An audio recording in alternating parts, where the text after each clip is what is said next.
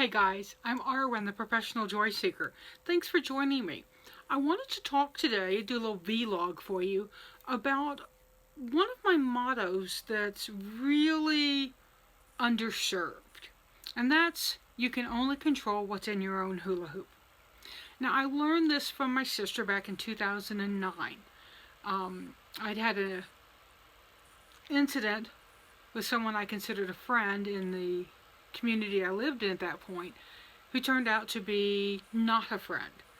And in fact, quite a bit of backstabbing and undermining and quite ugly overall. And my reaction was to want to move, to leave, to go somewhere else, to just find a different city. And my sister told me, and she's younger than I am, she felt like that I'd made a habit of running away. What? And then we talked about it. My sister is very, very wise. And she gave me something that she'd learned from a therapist who said you can only control what's in your hula hoop. You'll hear me say that sometimes, and sometimes it sounds like a throwaway statement. But I had a recent incident that reminded me it's not a throwaway statement. Somebody accused me of stealing their joy. My response was fairly visceral. It was fairly immediate. I managed to not respond with my first, second, or third response. And in fact, my response is this: I'm not going to respond because I cannot control that person's reaction to me. That's on them. I can only control what's in my hula hoop. Stand up. Put your arms out. It's hard to show on a little thing, but imagine you're holding a hula hoop. What can fit in there? Not another person, generally speaking. Yeah, you can do two in a hula hoop, but you're moving together, you're working together. It's a communal thing, and it's not an adversarial thing. So for people who tell me that I'm stealing their joy, that I am not doing what they expect me to do, okay. And so, what's your point? You can only control what's in your hula hoop as well. You cannot control my actions any more than I can control your actions. So, my lesson from back then, 2009, 8 years ago now, still holds true. I couldn't control the woman who was being a bitch to me. I mean, she was, just flat out.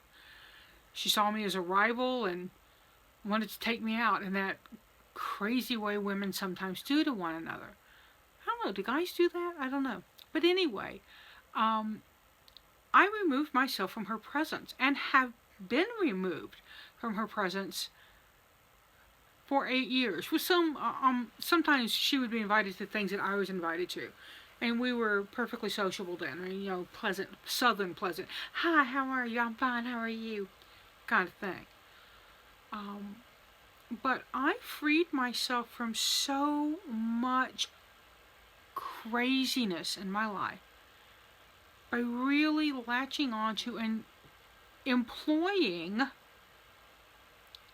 the you can only control what's in your hula hoop method. So it helps me when I'm in driving situations. I still get mad and cranky at other drivers. Yeah, I do. I'm human. But I also laugh at myself about it because I can't control them. I can't control them if they're playing their music louder than I like. I can't control them if they are driving slower than I like, faster than I like, anything that's not within my world of what's right.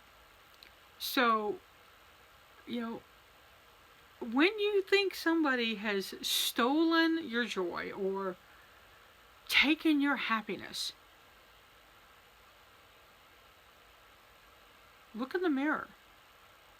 Because the only person capable of stealing your joy, making you unhappy, causing you pain, is you. Sounds crazy, right? Because, well, he broke my heart. Why did he have your heart in the first place? Who gave it to him? You did. You know, I have gone off on people where I thought that they were saying something wrong. They're wrong on the internet. And gotten my ass handed to me for it. You know? Who was wrong there? Were we all wrong? Were we all right? Does it really matter, right and wrong? You know, if Lady Gravedancer and Ember Honeyraven have a party and don't invite me, if I get my feeling hurt, that's on me, not them. They have no obligation to invite me.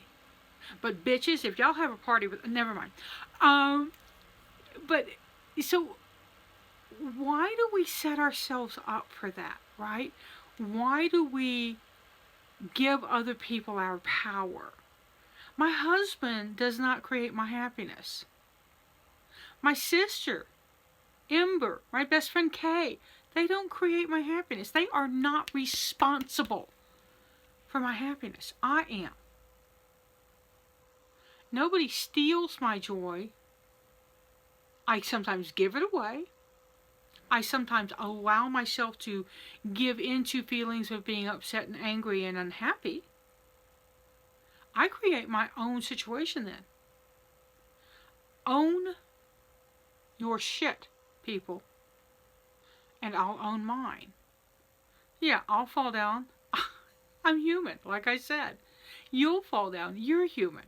It's all good. The key is getting up, admitting responsibility, owning what you did, owning your reaction. That's what's key. So if you come to me and say, you stole my joy,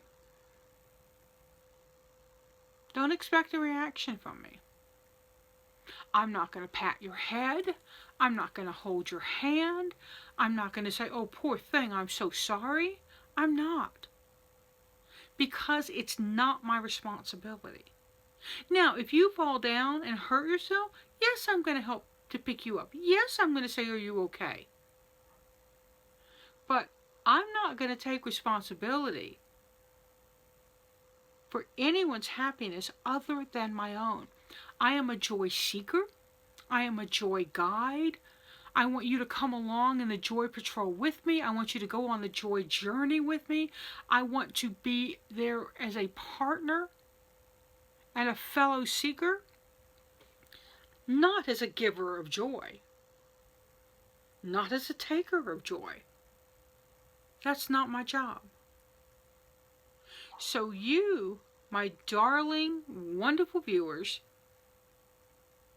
are welcome to journey with me on the joy journey. But the minute you begin to think I give you joy, that I am a joy pusher, hey, want to buy some joy? Not going to happen. That's not who I am. So if you've got me up on some sort of pedestal, get me down or get up here with me and control what's in your hula hoop, and I'll control what's in mine. Seek joy, y'all. Pass it on. I'm Arwen, the professional joy seeker. We'll talk later.